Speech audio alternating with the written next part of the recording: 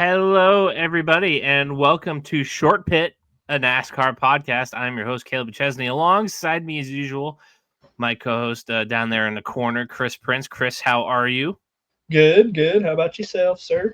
Just dandy, feeling like a short pit today. We got Cam and BR here, as usual. BR, how are you on this fine Tuesday? Can't complain. Always good not complain. And Cam, how are you today? I am fine, sir. Just fine, just dandy. All right, let's get right into it. We had COTA this weekend, new format, Ross Chastain doing Ross Chastain things. We'll get into all of that for sure. We'll get into the drivers of the week, the terrorists of the week. We'll get into some of the DraftKings bets, and we'll see whatever trouble we can get into along the way before we preview Phoenix this weekend. By the way, this was the worst track NASCAR could have given me for my birthday, Phoenix. Not loving that one whatsoever, but we'll get into that a little bit later. Let's kick it off with COTA. Obviously, your winner from Austin, Texas is Christopher Bell, winning his second race in a row. Didn't he win? Did he win COTA last year, or was that? That was Byron. That was Byron. Okay, yeah. It's fine. For some reason, I thought Seabell was a guy who had won this race before, but Seabell wins 2 in a row between Atlanta and here. He's going to be in pretty good shape to win Phoenix too.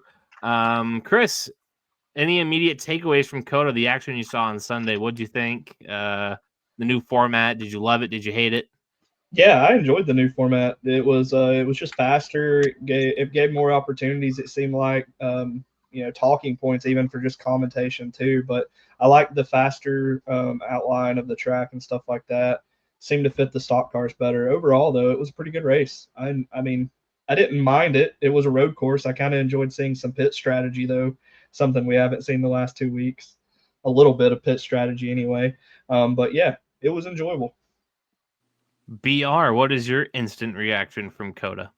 Yeah, I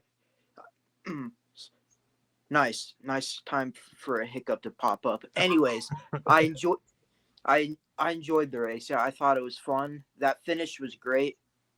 You know, the 3/4 people all at the end was great. And yeah, I agree with Chris. It felt like that the new format really added some excitement and added more opportunities for drivers to do both good and bad. And so yeah, I thoroughly enjoyed the race, especially stage 3. I thought the first 2 stages were cool, but I thought it really picked up in stage 3. No, I totally agree. Cam, what did you think of COTA in the new format, and anything else that you thought as you watched the race? I mean, I thought it was the best NASCAR, or at least Cup Series road course race, and at least in immediate recall. I mean, granted, they're kind of boring usually, but I mean, I thought it was good. I thought the short course delivered.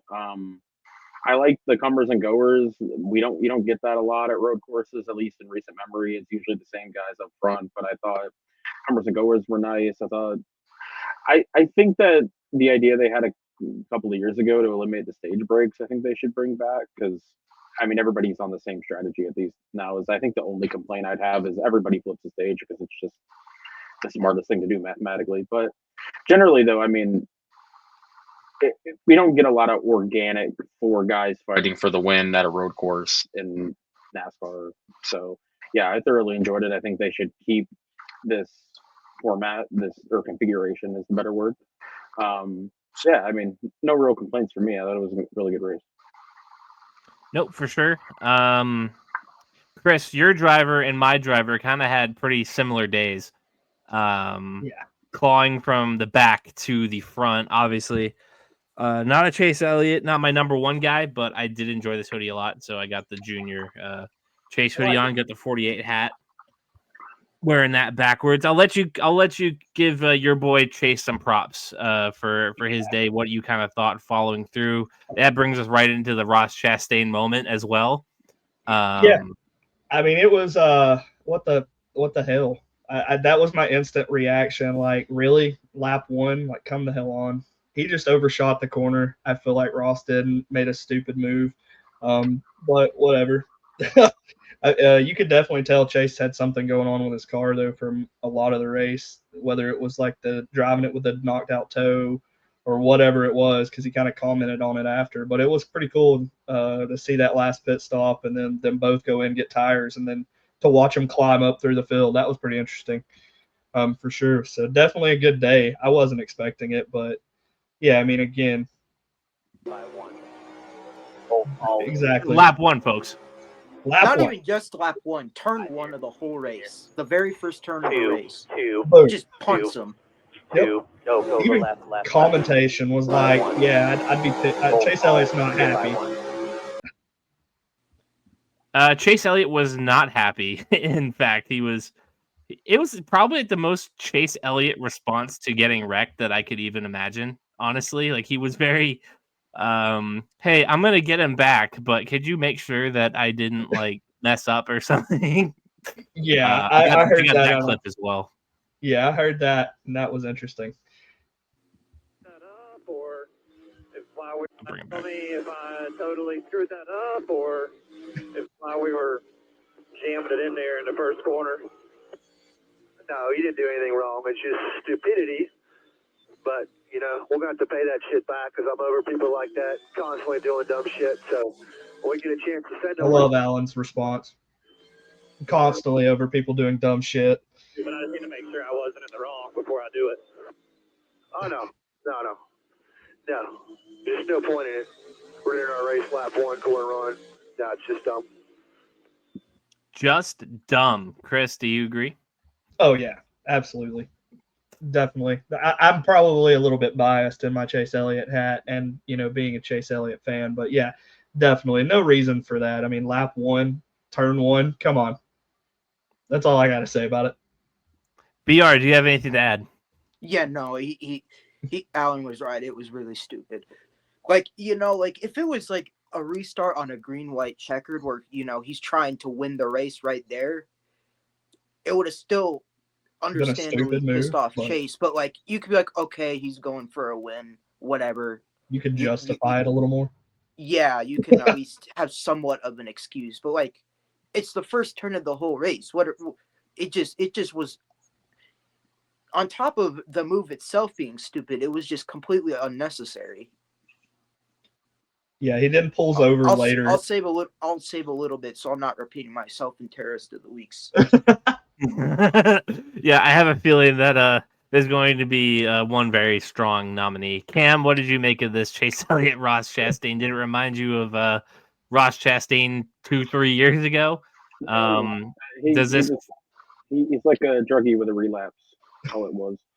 Like he completely pulled the kind of just cut that out. But I mean, look, it was stupid. But that corner also invites that out of really aggressive people. I mean, I know like y'all aren't as much Formula One fans. Formula One runs this racetrack, and you can't even touch people in that, and people still do that in that corner there. So it invites you know, boneheads doing bonehead shit. It's particularly interesting this following Ross Chastain. I don't want to say giving Carson Hocevar tongue lashing, but it was a very stern conversation post Atlanta, and then 1 week later, Ross is doing this turn one, lap one. Do as I say, not as I do. Nope, for sure. Giving him a crash course on what not to do. But somebody did get Ross back at the end of the day. Chris, I think you need to get yourself some front row Car 34 merchandise because Todd Gilliland went and got some payback.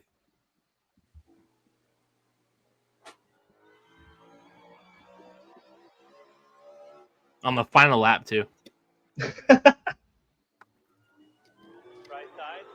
Shoved him right out of the way, costing him a top 10. I believe he finished 12th. Yeah, I'm good with it. Yeah, I'm good with it. I'll go buy me a 34 shirt. I can rock with Todd Gilliland. I can rock with Todd Gilliland. He's from Georgia. We can make this work. But Chase ends up going from last to P5. Really strong day. It was a battle. Kind of just recapturing that road course prowess that he once had. Yeah, I guess we covered that situation up pretty well. What did you guys make of Ty Gibbs going airborne again on that same lap? I mean, that guy. I think that guy is behind like. I think he's behind like dudes who ran a one timer in the Daytona 500 in points right now. So he's having a rough start to the year. Yeah, it's not been good for Ty Gibbs. I just don't. If you're like is a bettor or someone who gambles, a bettor, goodness, someone who gambles, I definitely would stay away from Ty Gibbs this year. It just seems like it's a bad start for his season, and I don't know. Maybe the pressure is finally getting to him. Xfinity chain hasn't really done anything. How about Connor Zilisch making his Cup Series debut in that 87 car? I believe that he was involved in that turn 1 incident, kind of cut his tire. Yeah. Had to fight through it, and then was it? I don't know. I don't remember what lap it was, but he just absolutely got caught up into Daniel Suarez's mess, to say the least. BR, I'll kick this one to you. Kind of a missed opportunity to see what Zilisch can really do in this Cup car. Oh, me? I'm sorry. Yes. I apologize. I totally just zoned out. Yeah, it's the first, have on the first lap, it was unfortunate. The second one was more the one that bummed me out more because he got up to like top 15 by that when he got wrecked again, if my memory is correct and such. So yeah, it was very unfortunate, from what I saw. It's, he did a lot of movement in in unfortunate circumstances. He got Chastain right first turn as a Cup driver. That's unfortunate and such. But yeah, I really think he would have been in that that conglomerate at the end there, fighting for the win if the second wreck didn't happen. I mean, the first, because he even after the first one, he was really starting to get his way back up to where he started, and he at the end he didn't see. It was a nasty wreck Suarez too. and just it was. That was a hard hit too. He got rocked. Well, as we see a spin right there, Daniel Suarez right behind him, spinning, coming off Fox 19. camera moment. Fender's torn off.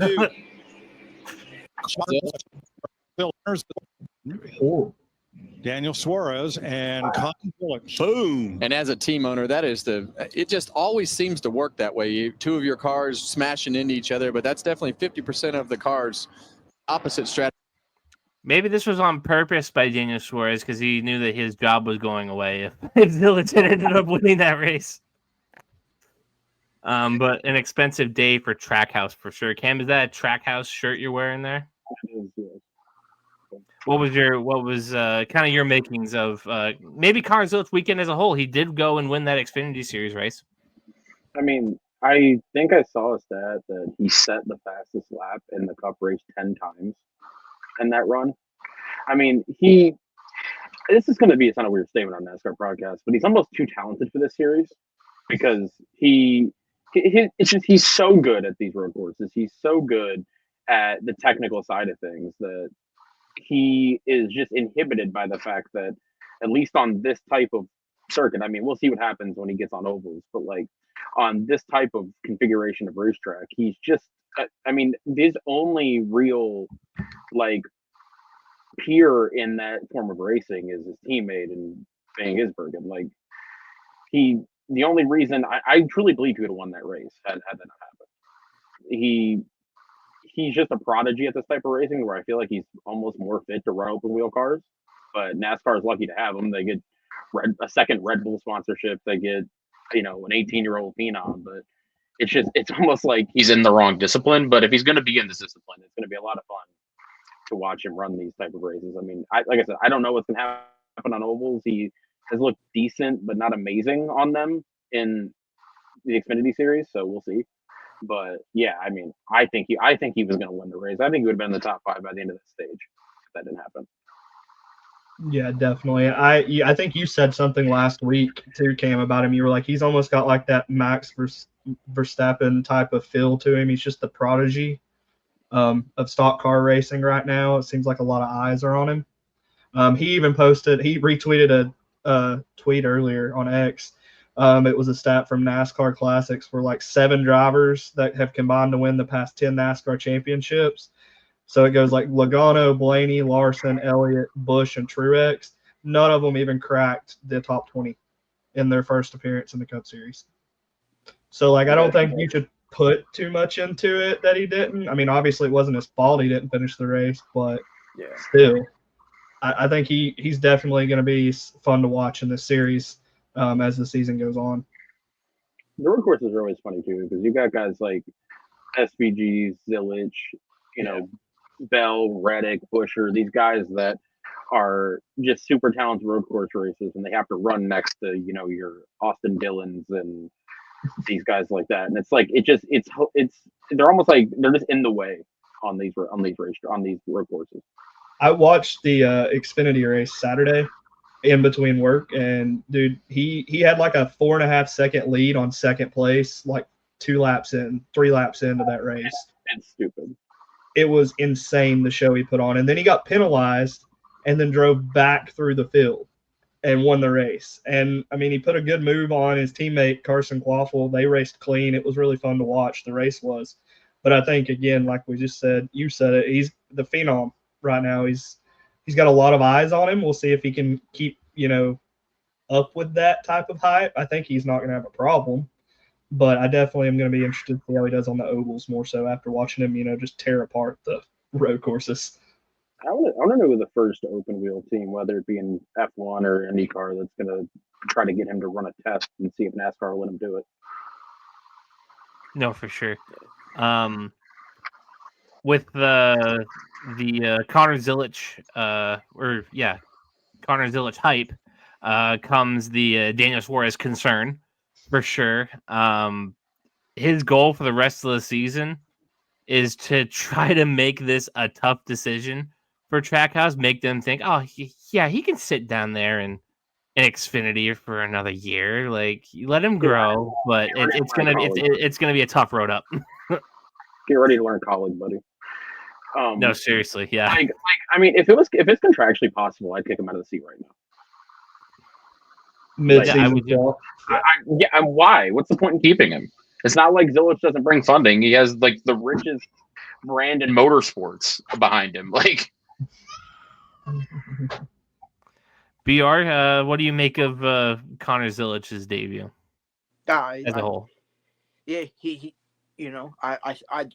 I tend to agree with Cam that he would have won the race had he not got wrecked, at least the second time.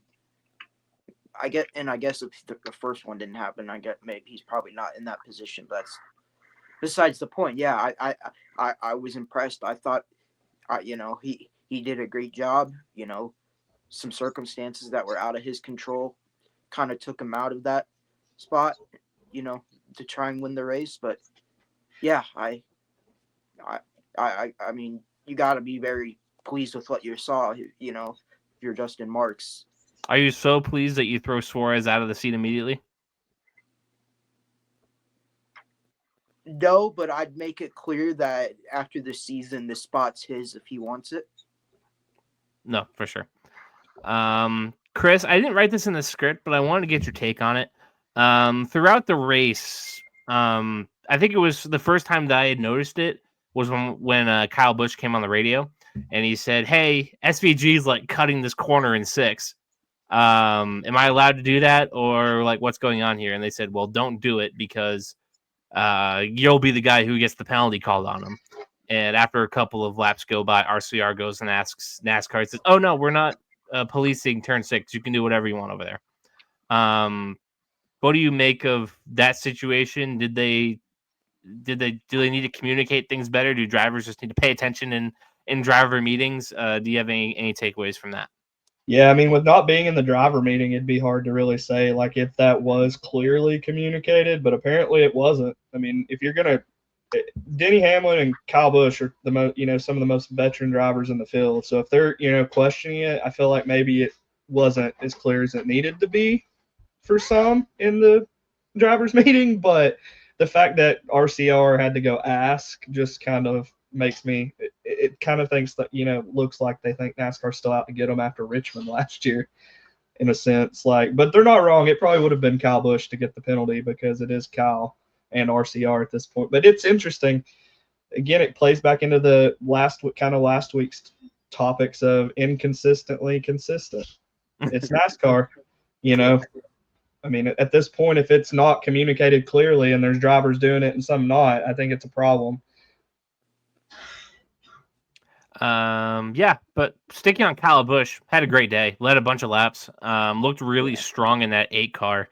Cam, Kyle Busch has had, I think, a relatively strong opening to the season. Do you feel any better or do you feel about the same that he's going to get a win this year?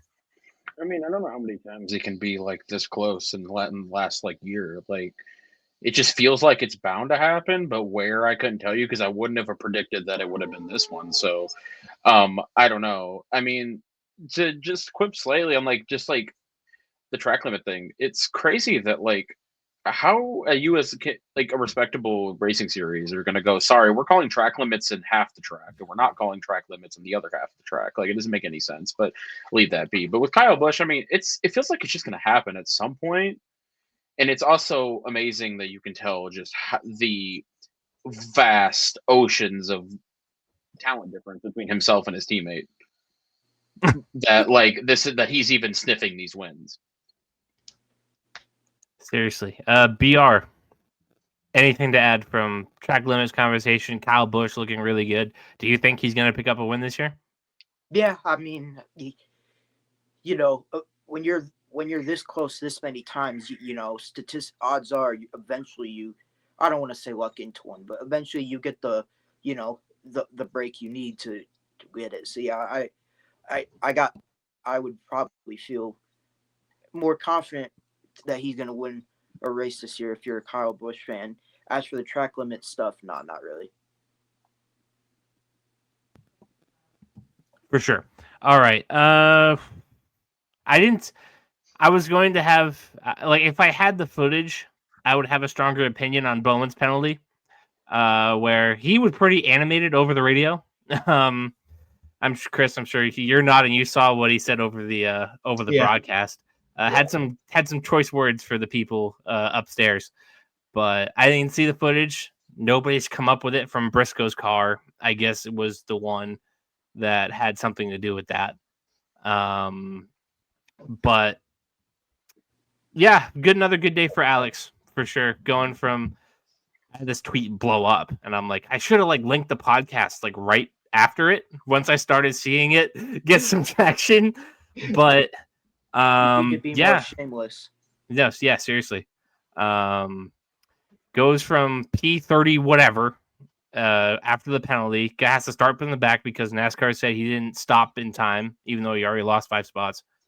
Restarts from the back, gets spun, gets another penalty after he climbs up to P10 and then drops to P13 or 14 and ends up finishing P9 and was really able to, take a bunch of,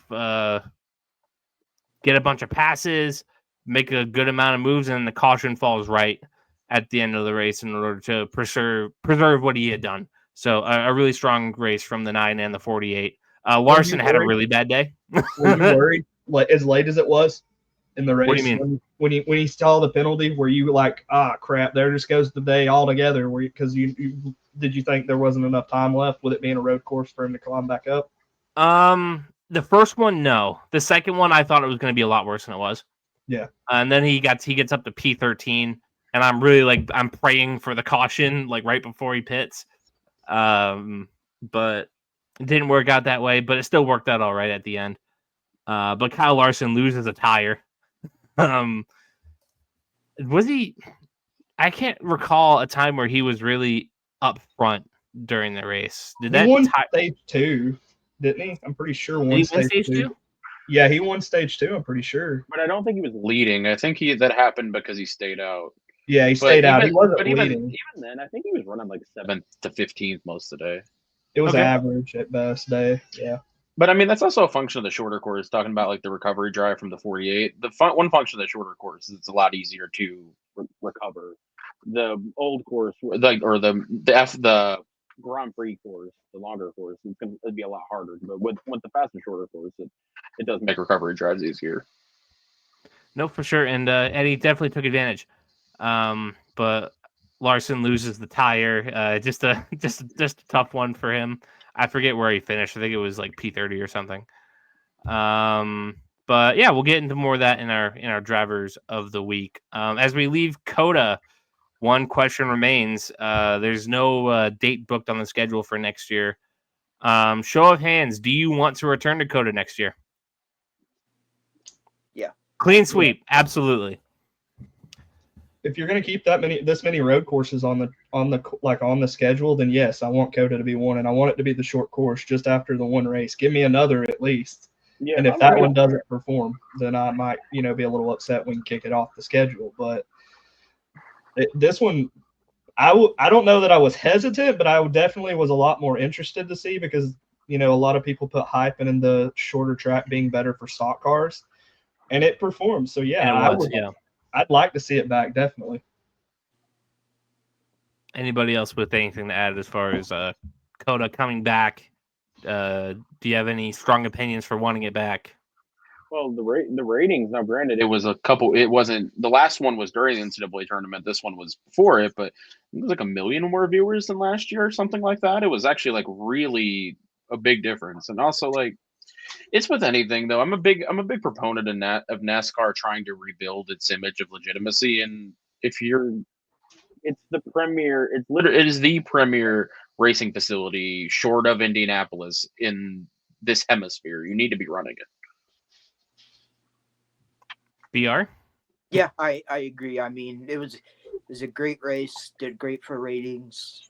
I see if you're gonna have this many road courses on the schedule, I see no reason to not do it again next year, and definitely again do it with the short course. Nope, for sure. We can kick the Roval off. I'm all for kicking the Roval off. Yeah, that should have been voted like 2-3 years ago. Yeah. We're gonna cut a road course. Just put that oval back in there. Yeah. I'm all for 2 Charlotte races. That'd be sweet. I like the oval races. Or sucks, but they'll never get rid of it. All right. As we exit COTA, we have some awards to give. BR, who is your driver of the week? AJ Allmendinger. He was up there all day. He for once got a bit of luck with a college car not going boom and such. So yeah, he did a great job. He was up front all day, and it was a performance on the road courses he needed, because the road courses are where he's going to need to stack up points if he wants to contend for a playoff spot. Cam, who is your driver of the week? I would go with Kyle Busch. I mean, that car really on speed has no business being up there. I mean, he dragged that thing into contention, and you can tell at the end of the race why he wasn't able to hold on, because the guys around him just had better equipment. Like that car had burned its tires off so much faster than the guys also in contention with him. So yeah, I mean, the guy is doing everything he can in a car that's just a lot slower than he is. I absolutely agree. Chris, who is your driver of the week? I'm going to go with my guy just because, I mean, it was a contention between him and his partner or his teammate. But, I mean, first lap, he had to battle through the toe link change on the back and then whatever else they were battling with. It seemed like they were never getting back through traffic for whatever reason. And then things fell the way they did at the end of the race, and he was able to battle up and get a top 5. I'm going to take my guy this week for that. Fair enough. In the spirit of not giving Alex Bowman all the credit, I will go ahead and put in Noah Gragson. Had a great day at COTA. Let me pull up where he finished. Was it a top 5? It was P8. It's like 7th or 8th, yeah. Very good race for Noah Gragson in that 4 car. I took him in the second to last pick of the pool. I'm like, oh God, I don't know who to take at this point. threw a Hail Mary with Gragson, and it worked out as best as it possibly could have. So very Worked happy out with better him. than I did this week. I had both Zilich and Suarez. I got You got you had the Chastain Trackhouse hard. torpedo. Yeah, you got Chastain hard. yeah. So I'll go with the 4-car of Noah Gragson. All right. Now, the premier award of the week. This is like our prized possession. This is the thing we do. Yes. The terrorist of the week. Show of hands. Who has Ross Chastain? There it is. Unanimous. He's the second unanimous. He joins an elite special group of people with Cole Custer as the terrorist of the week, even if Cole Custer didn't totally deserve it. It's rarefied air, truly, to be on the short pit terrorist of the week. And once again, unanimous as well. So, round of applause for Ross Chastain. And a brief shout out for this award to SVG's Gearbox. that man legitimately might as well have been in reverse on every restart that race. Seriously. All right. So there's that. Let's get into Phoenix. Let's talk about our expectations, fellas.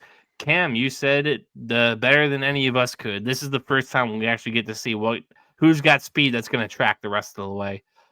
We got Phoenix, we got Homestead, Vegas after that, I do believe. Vegas would have to come before Homestead, right? Unless they fired their logistics guy.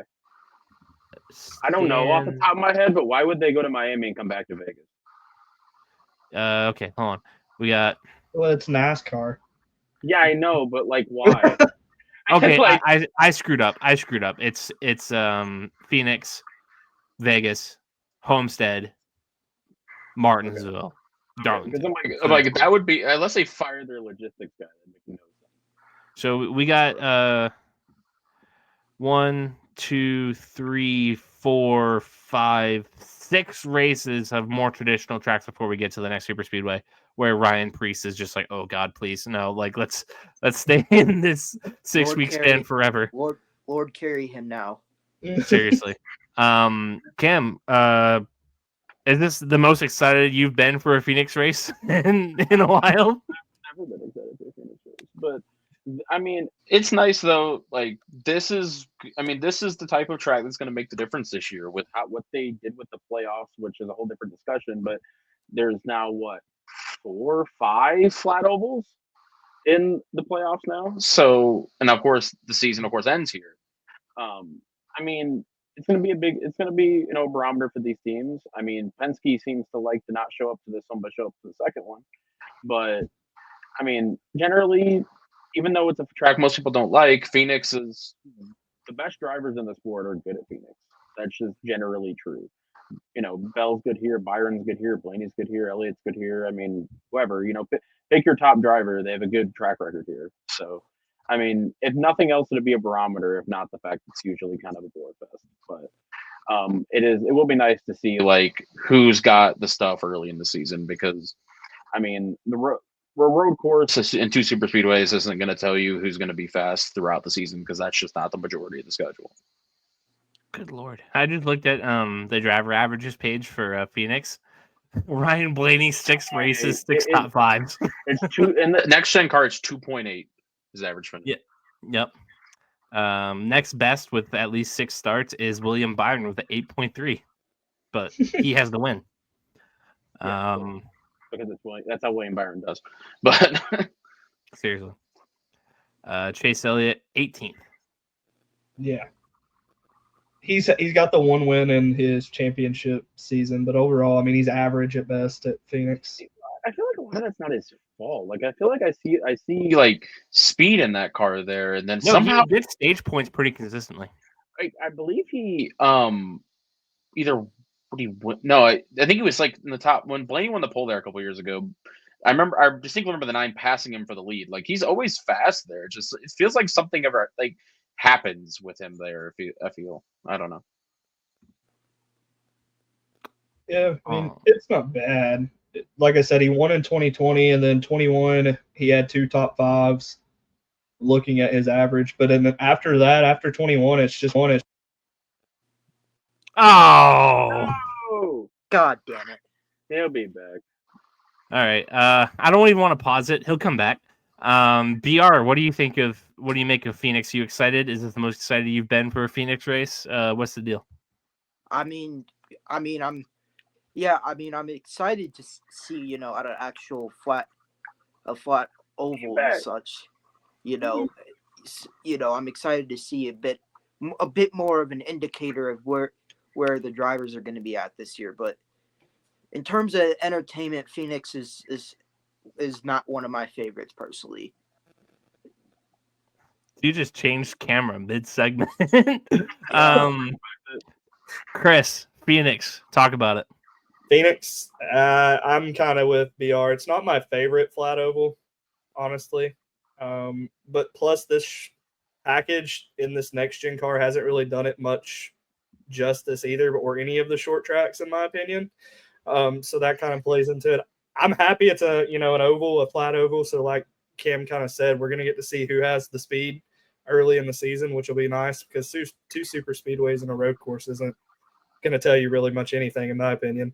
But yeah, not super excited, but definitely new option tire. Yeah, I mean, that's the only saving grace is that the Goodyear is supposed to bring an even softer tire. But I mean, I've been watching this sport since I was a kid, and Phoenix has never been a track that's provided much excitement. But hopefully, some tire fall off. They should just bring that tire from Spring Bristol last year to this place and just say, well, at least there'll be drama.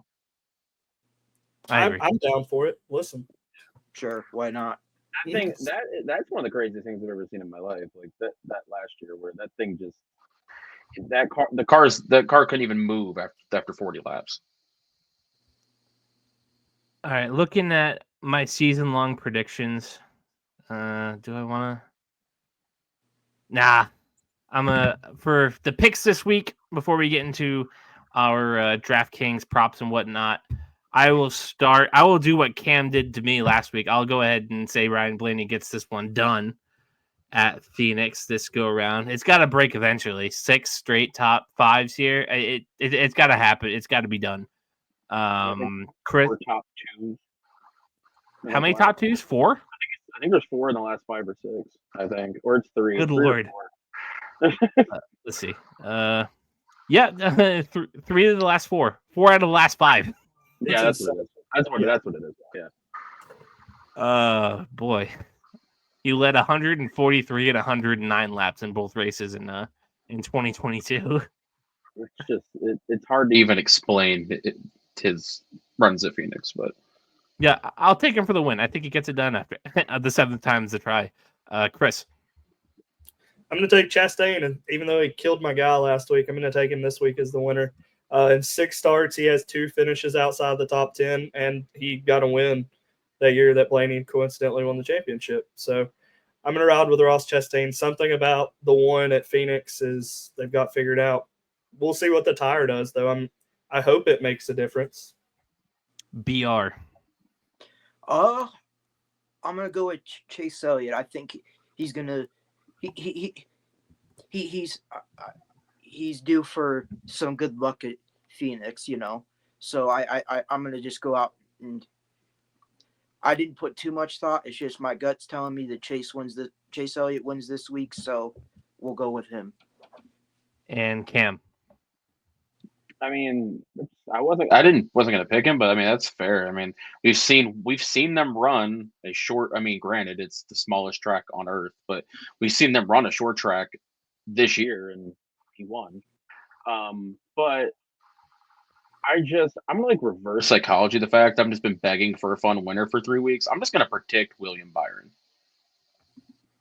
Like it's probably it could happen, but I'm hoping that it like reverse jinxes because no, seriously, because I keep trying to pick fun winners, and then they're like, so how about Christopher Bell? At least his finish was fun. I mean, well, he won, and then he won Atlanta, and it's like that guy's somehow figured out how to run plate races. Okay. No, right. He's unstoppable now. He works on everything. I feel like at this early season, like every year, it seems like the 24 and 20, just for last couple of years of they just trade running up front. And it's like, that's cool, but there's like no personality between the two of them. None. No, I remember a mean tweet segment that Martin Truex did, and the tweet said that just watch Martin Truex win. It was the most boring 4 hours of my life. I feel like that with William Byron every time he wins. Well, the thing is, what's weird is like at least when Truex did it, because Truex for the longest time in his career had a habit of only winning races in which he led like 300 laps. He had this habit of like only winning when he dominated. At least like you could be like, all right, man, you were just better than everybody today.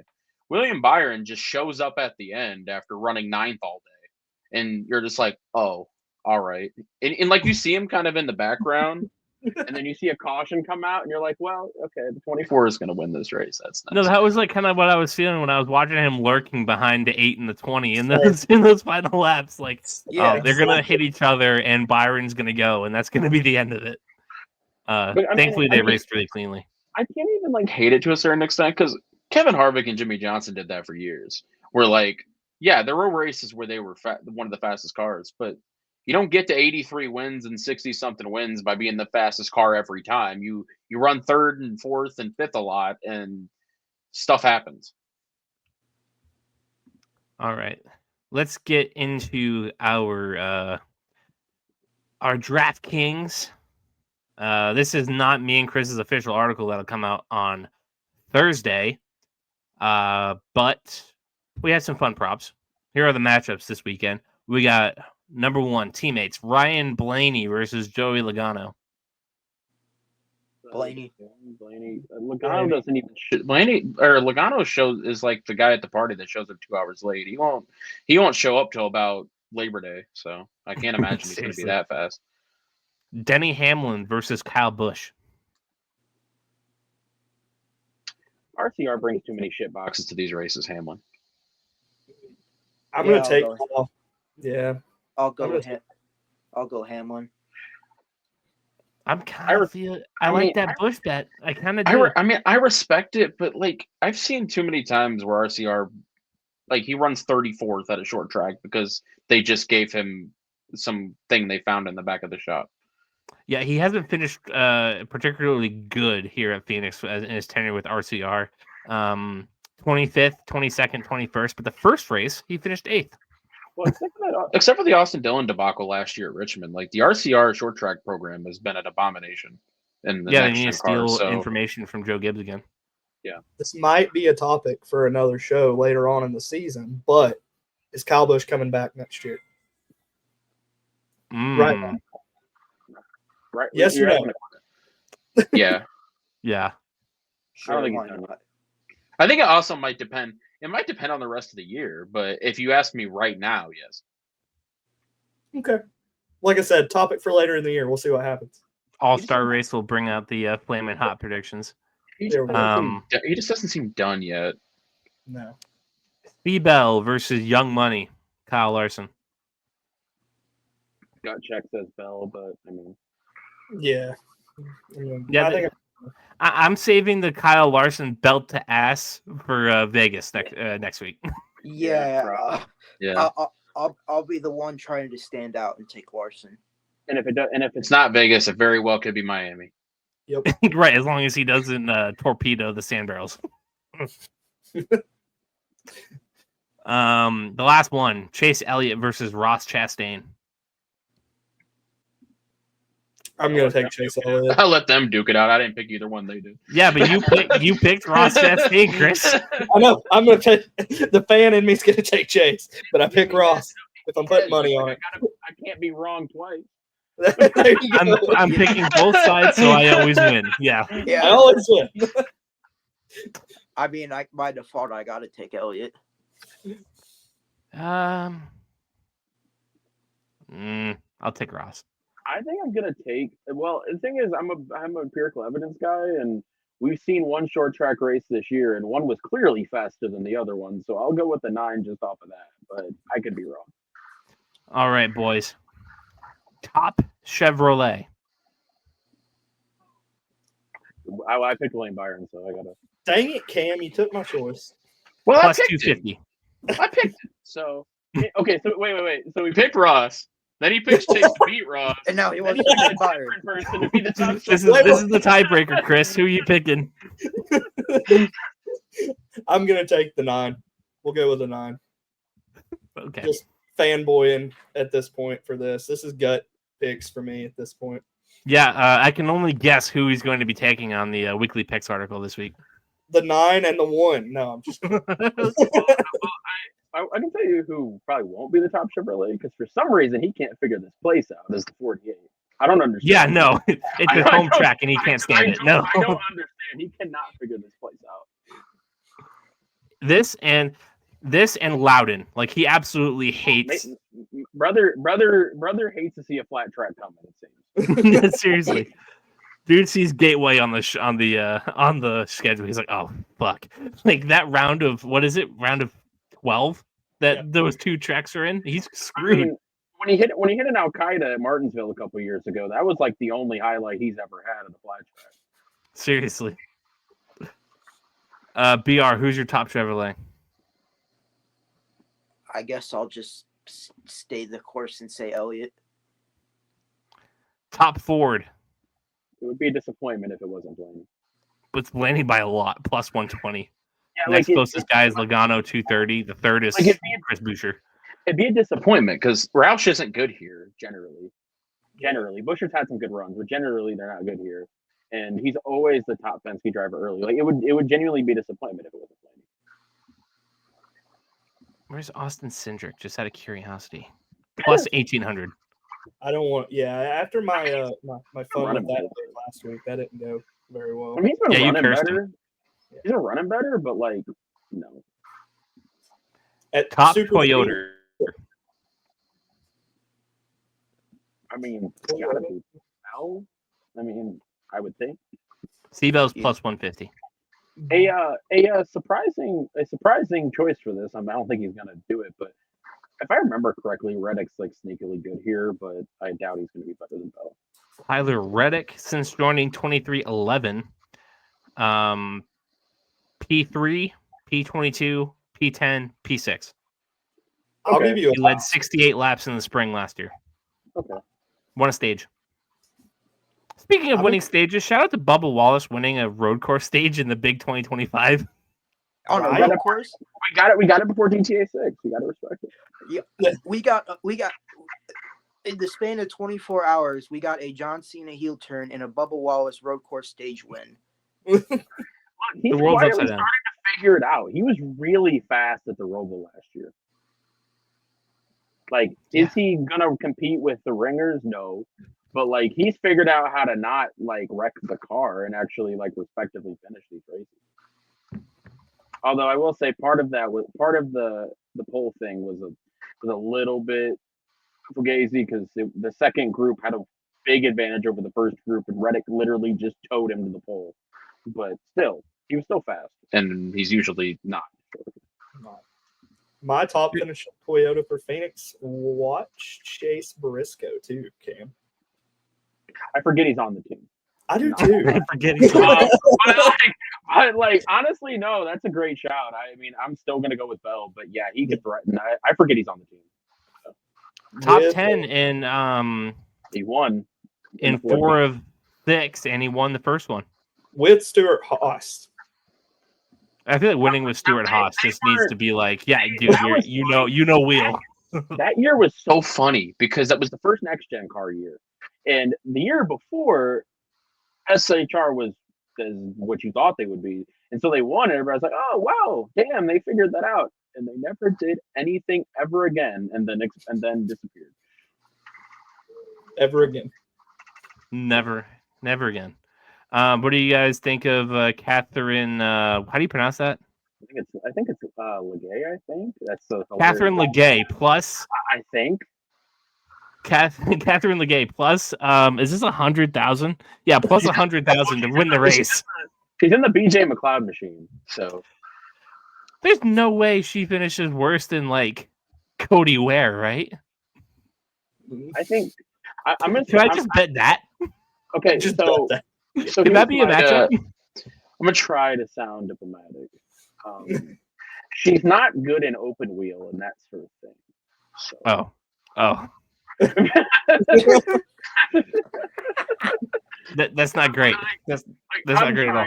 I'm trying to be diplomatic, but she's 44 and has never really had success in what she usually runs. Midlife crisis, like, and she's British. and she's British. Oh, out. She's going the wrong way. Oh goodness. She's gonna finish last. Hold on. Does a shift, redline the motor. Let me confirm. Yes, British. Okay. Ugh. Yeah, I'm not making that bet anymore. I'm not looking for that matchup. I was trying to be diplomatic, but I'm like, if she just doesn't wreck, she's got to be better than somebody. But the thing is, it's the McLeod machine. It may be too slow to wreck. Ooh. It may be so slow that it's so far off the pace that no one's wrecking it. That's how McLeod did that for years. It was like he somehow did the starting park from 20 years ago and did it with extra steps. All right, boys. So we are just under an hour. Chris, what do we got coming up this week? Picks piece Thursday. Should have power rankings out Thursday.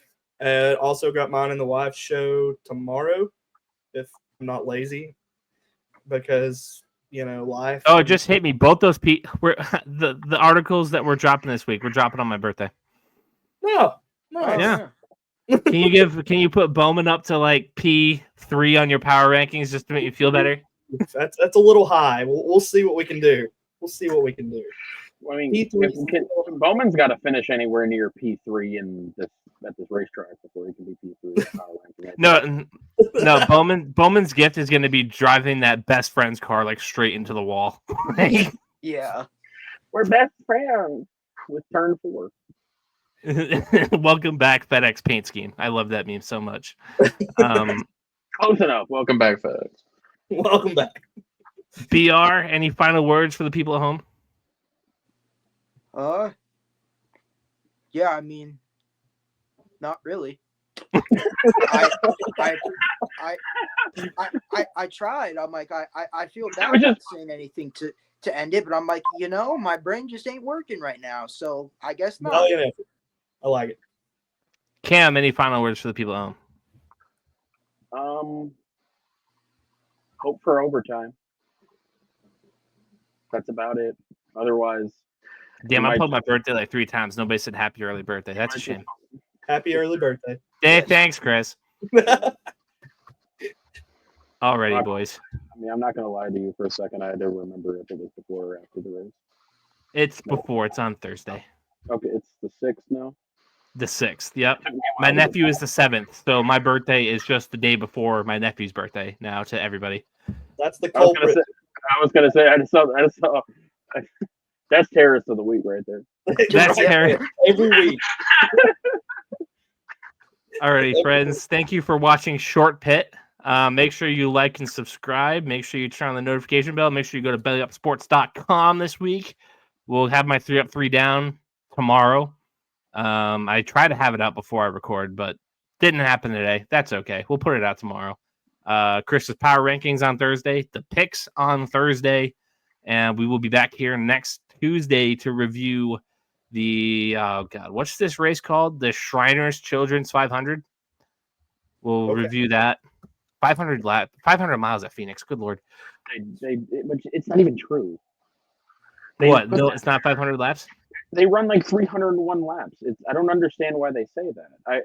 I'm being so serious. They don't run 500 miles here. They'd have to run 500 laps. It's a mile racetrack. Yeah. Oh wow. Yeah. Nice. They just stick that there. No, it's called the 500. It's just wrong. Just throw the number in there for a filler. That's just straight lying to the people. We've all been watching this long enough. They don't run 500 laps at Phoenix because that's what it would take to get there. Oh. Well, I guess it'd be a sweep if we ran 500 laps at Phoenix. I'm not even gonna lie to y'all. Well, I think they call one of the Bristol races that too because of the laps, but obviously it's not 500 miles. So sometimes they just be doing shit. the Bristol race they call the Food City 500, and it's 500 laps. Yeah, I mean, because like I don't know, New Hampshire's the same way, and they call it Yeah, the because the Fox. Crayon 301. Yeah, That was what it 301. was a couple years ago. I don't know why Phoenix just decides for doing that. I don't understand. They want the biggest number, Cam. That's why. I suppose. They want to be the 500. Which is also part of the reason why it shouldn't be the championship race, but that's a different discussion. New Hampshire doesn't even have a sponsor yet. It'll probably be the Crayon again, I'm sure. It was the USA Today 301 last year, I believe. It used to the be New Hampshire Lottery it 301 used to this be year. like the Foxwoods Casino. Yeah, Foxwoods Casino. Yep. We will be there when Short Pit sponsors the race. Yes, I will be there live.